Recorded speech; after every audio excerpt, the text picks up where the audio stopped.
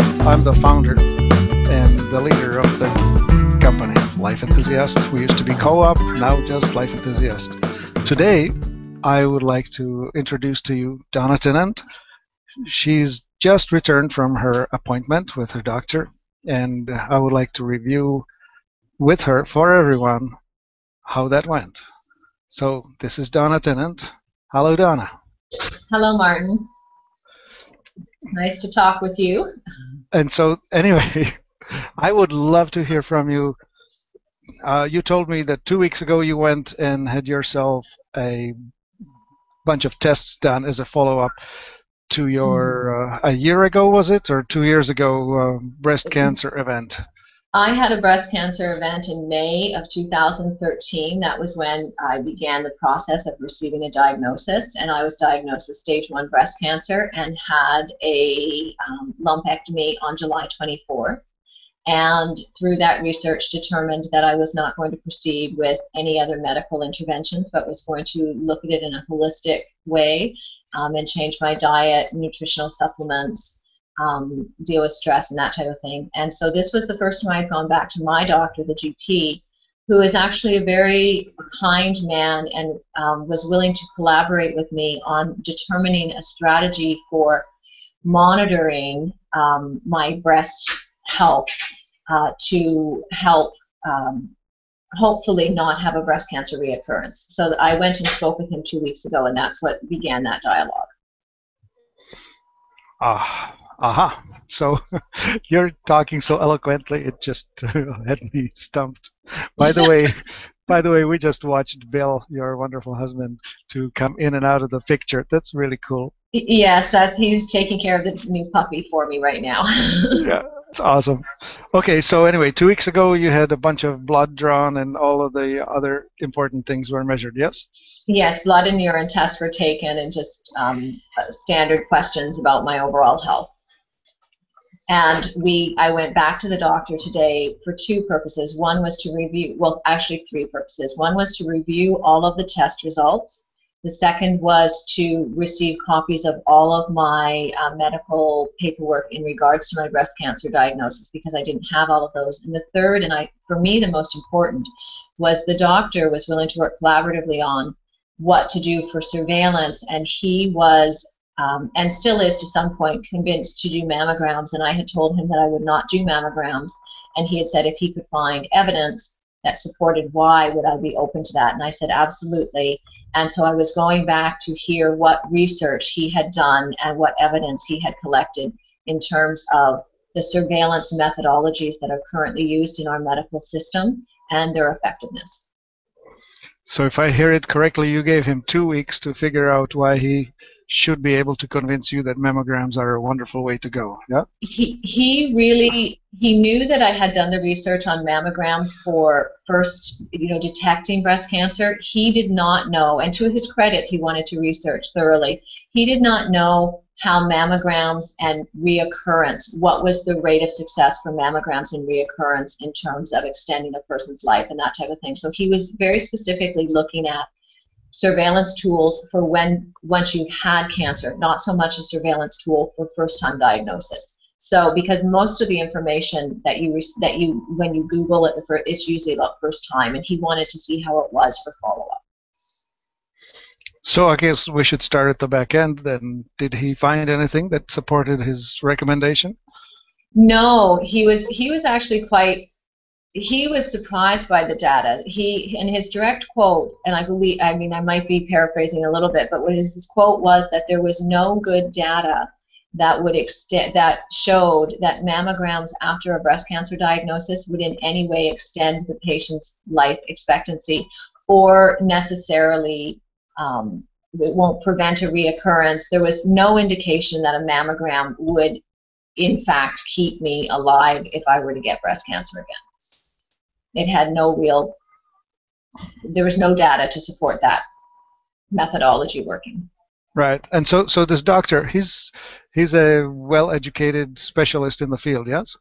No, he is a GP. He is not the oncologist. He's not anyone through the Breast Cancer Foundation or the Breast Cancer Clinic. But he is my GP. He's who I see regularly. He's my children's GP and my husband's. And he, to his credit, is the only doctor who I've met that, although necessarily would not agree with with my choices, is very much willing to work with me in a collaborative method and find out what will work for everyone involved. And so I really am quite impressed with his openness to the process with me. He's the only one that's really shown that openness. Yeah, that's really great. I love to see young doctors now be willing to see the full spectrum of the issues. So Yeah. okay, so let's get to the beginning. So you actually had your tests done, and then so he actually gave you the. Well, let me preface it with this. So for the last year and a half, we have been working together, and you have switched to the metabolic typing diet. You're following the diet that came off of the tests, and you've been taking some of the supplements that we recommended. Yes. So you have pretty much changed your lifestyle a whole lot. Correct, and have only eaten as much as possible organic food and nothing processed. So very little things that come out of a box from a regular super store or grocery store. Oh yeah, great. Bill's behind you again. Maybe he should show us a puppy so we are not all wondering about what's going on. Oh, you want to see the puppy? Okay, I'm just going to duck for a second.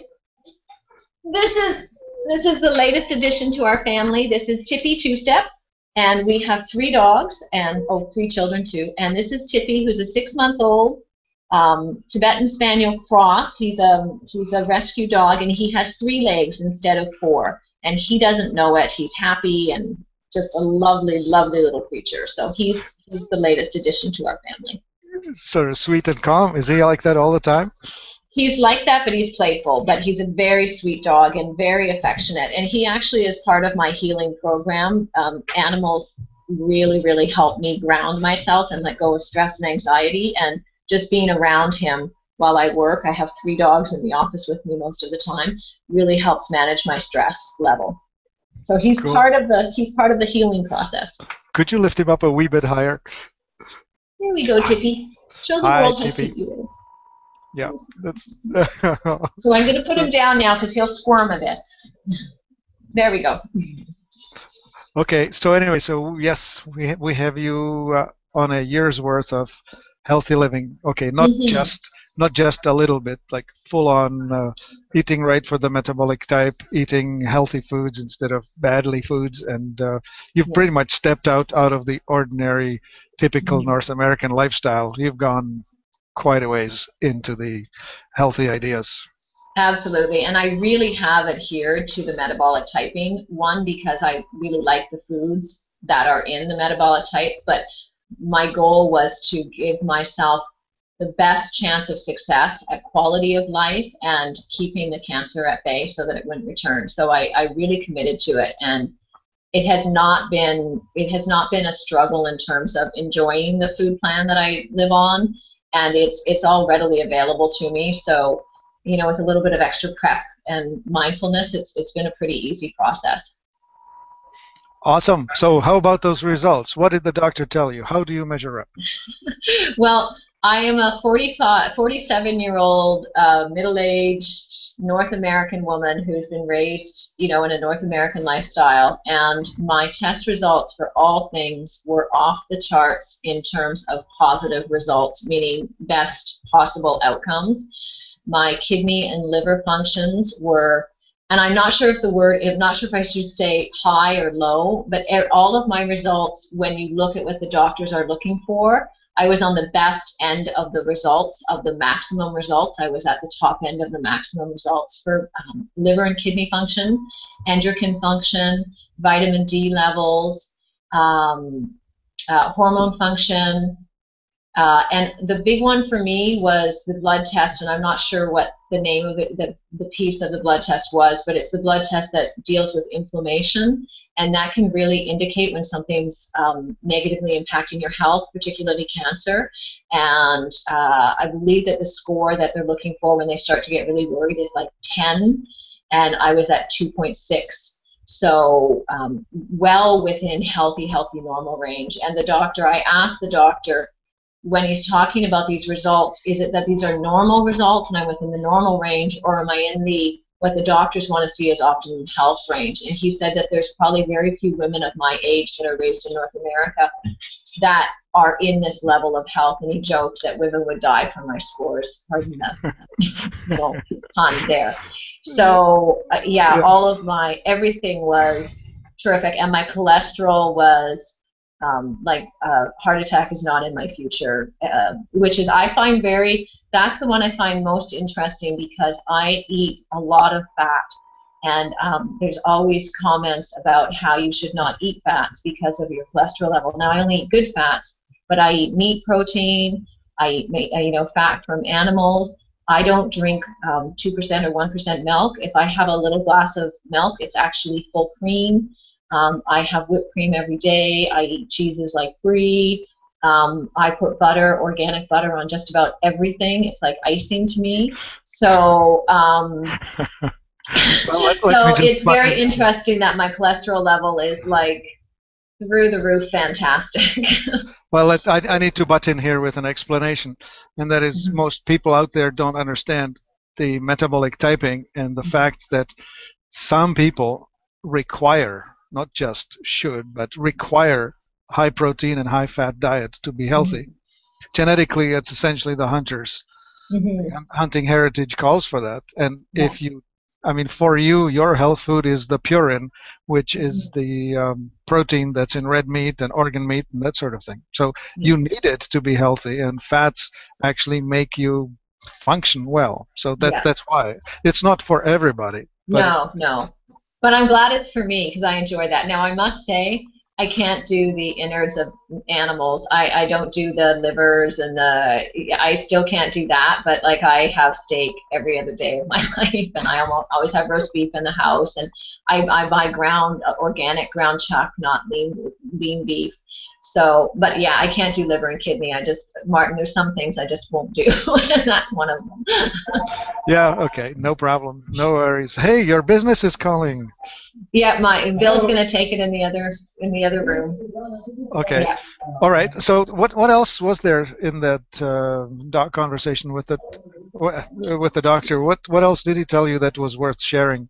Well, I think what was most important was just the dialogue that began with the doctor and asking him questions.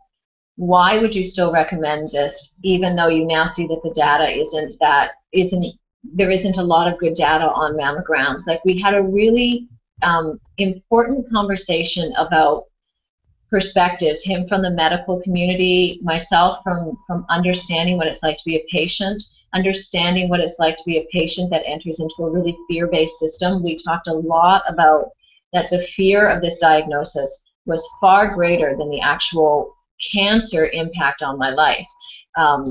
The fear that comes with it, and the urgency that you must do this, you must do that, and the level of self-advocacy and awareness that most patients don't have the opportunity to develop while they're going through this process. I'm very fortunate that I do research in my own career. I'm very fortunate that I'm financially stable. I'm fortunate that I have a loving partner who was willing to walk this journey with me.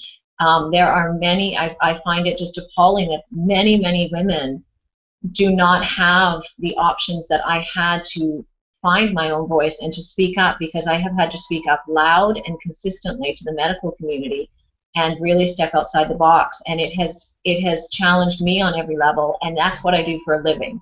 So for women who don't do that, for women with English as a second language, for women who are single mothers who don't know how they're going to put food on their plate, they have much less options. One of the interesting things that came out in the meeting, Martin, that I think you'll find quite fascinating is there's absolutely no conflict within any medical system that doesn't agree that vitamin D levels are very, very important for reducing the risk of cancer.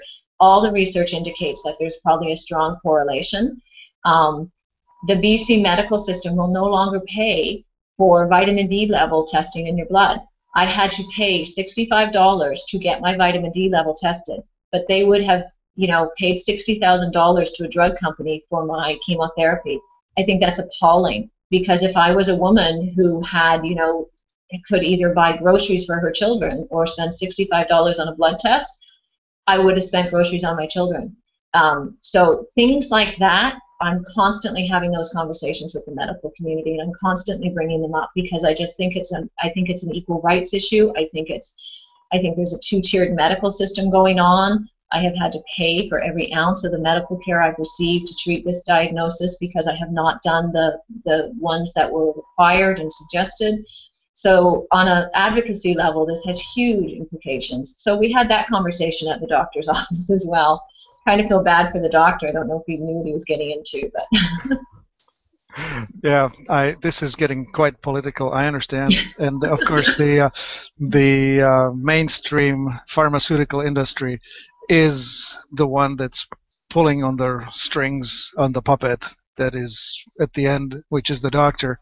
The poor thing, he's actually just being controlled from further back somewhere in the industry. Yeah. So would you say that having me with the metabolic typing and the supplements was useful? Like, was my coaching useful to you? How did that all work out? It was not just useful, it was revolutionary for me. And, I'm very fortunate to have known you for quite some time, so that there was a trust level that I probably have with you already established, that perhaps new clients who are in the middle of a really fear-based experience don't have. And so I really look at you and look at Life Enthusiast as, in many, many ways, saving my life. Or saving the quality of my life. Because I had a really good chance of success. I had stage 1 cancer. I was given, a 94% chance of being alive in 10 years and not having a breast cancer reoccurrence. But it's not even dealing with the breast cancer. You have my whole life is revolutionized. I am as healthy as I've ever been. I look as healthy as I've ever been. It opened my eyes to so many things. So I highly recommend it. I highly recommend the metabolic typing. I listen to women my age, I listen to men my age talk about the sacrifices they're making and the choices that they make to try and maintain their physique. Not necessarily even their health, but just their physical characteristics that they appreciate, their weight. And I just want to go, there is such an easier way to do it. I mean, I just have not had to think an ounce about my weight. It's just any excess weight has come off. There's just not been any deprivation with this experience, which I think, when you're going through a medical crisis, you also don't want to feel deprived on any level. So that's really important. And it was through your coaching and through just the support of the organization, and then the supplements and the metabolic typing, it all just worked together to provide a strong foundation of support. And I wasn't alone in my battle to do something different than what I was being told to do. So I felt like, I didn't have the majority with me, but I had somebody with me, and somebody with intelligence and knowledge that I did not have that knowledge. And still don't. I still rely on you for a lot of things. Thank you so very much, Donna. Thank you for the time that you spent on this. I really appreciate it. I hope that it helps others. Well, thank you. And thank you to you. Like, really, I cannot sing your personal praises, the organization. I just am so honored that you have taken the time to walk this journey with me, because it really has been an investment, and it is an investment that I hope will pay dividends in my life and in the life of your organization, as you continue to do the work that is necessary to provide alternative solutions and to advocate for change, because both are so important. Thank you so much. This is Martin Pytela, Life Enthusiast. The website is http://www.lifenthusiast.com. You can reach me at 1-866-543-3388. Martin Pytela, Life Enthusiast. Thank you very much.